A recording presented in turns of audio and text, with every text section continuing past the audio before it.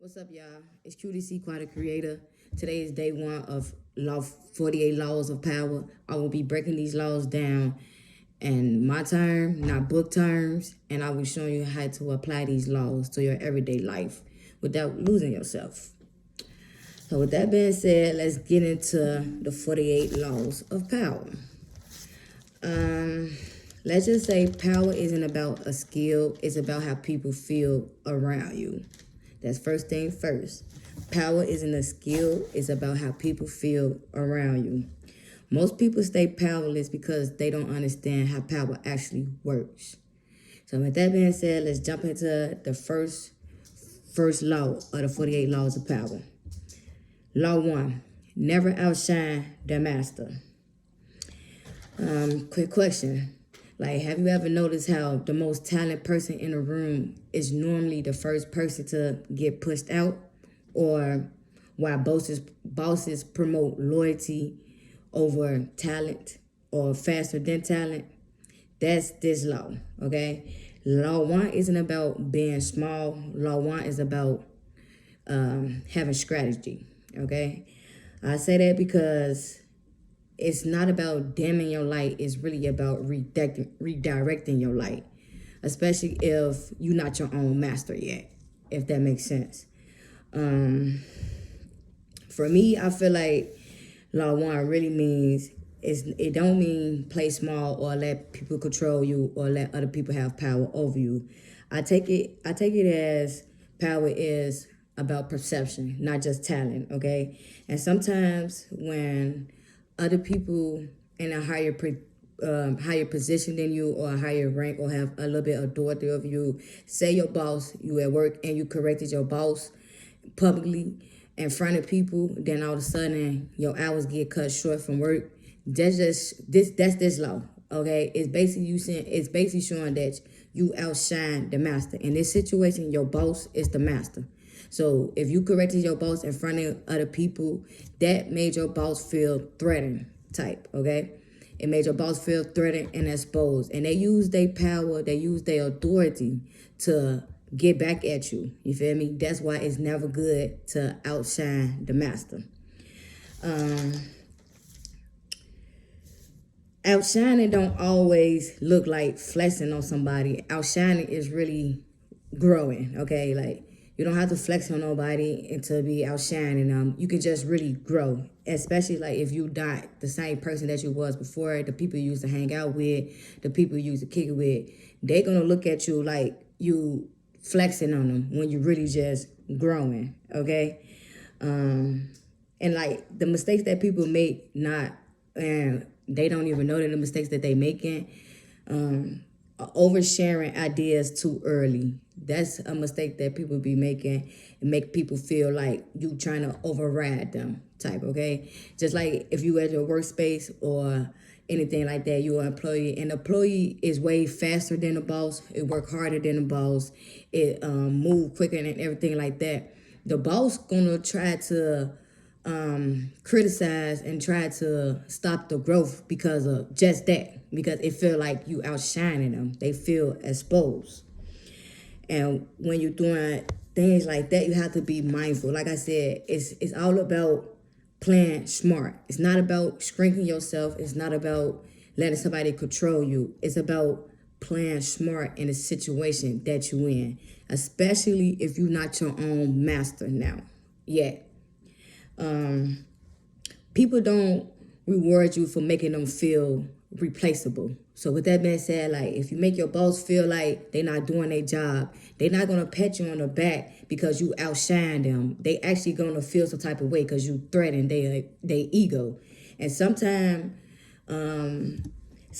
your ego beats talent. Sometimes when you in these different situations, okay. So when you make somebody feel some type of way, they don't care about how good you is, or they don't care about what you did or how you did it. It's all about how you made them feel exposed or made them feel like they didn't know what they was doing. Sometimes you have to let people have it, especially people in power. You have to let people feel, I guess, important, especially if they in a better position than you. You feel me? Because that's your master. And not saying like that's your master, but that's your master. You never outshine the master.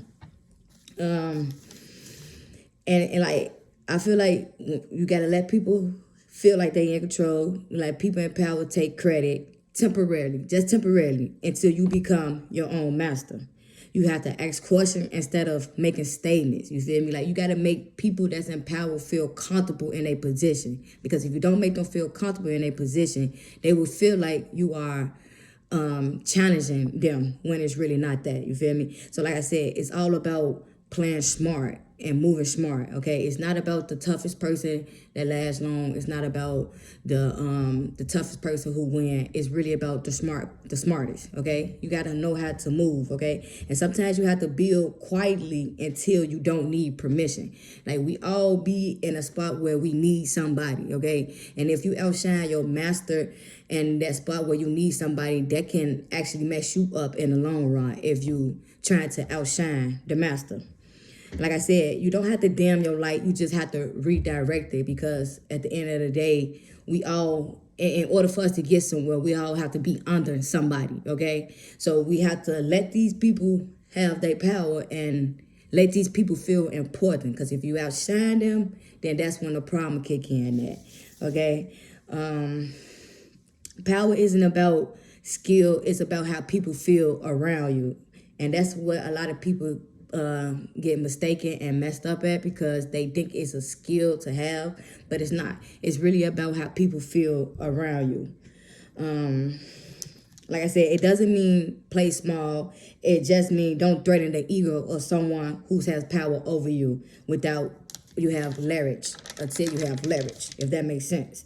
Like, for me personally, I feel like I lost doors before and I didn't understand why. I thought being real was just enough, but I learned it wasn't my gift that was the problem. It was my awareness. So with that being said, it's like you have to play smart. You cannot just show everything at once and show your hand at once. Because a lot of people feel like it can't be too many bosses and stuff like that. Like, I'm pretty sure y'all mama probably told y'all, it's only one motherfucker in here that run this house. I'm pretty sure she probably told y'all. So that's basically like the same thing. In that situation, your mother is the master. So it's basically all the same thing, you know? And like I said, timing beats talent when power is involved, okay? Because it's all about timing. It's not about talent. It's all about timing. And that's very important, and a lot of people don't understand that, especially if they feel like they is better than they master. They want to show that when you really don't have to show that, okay? Your time is coming. Just wait, you feel me? Sometimes you have to work your way up to that level, and it's okay. But also,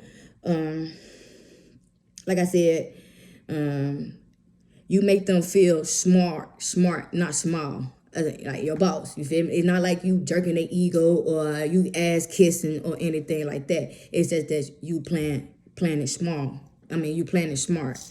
And at the end of the day, Law 1 isn't about submission. It's about survival into independence, okay?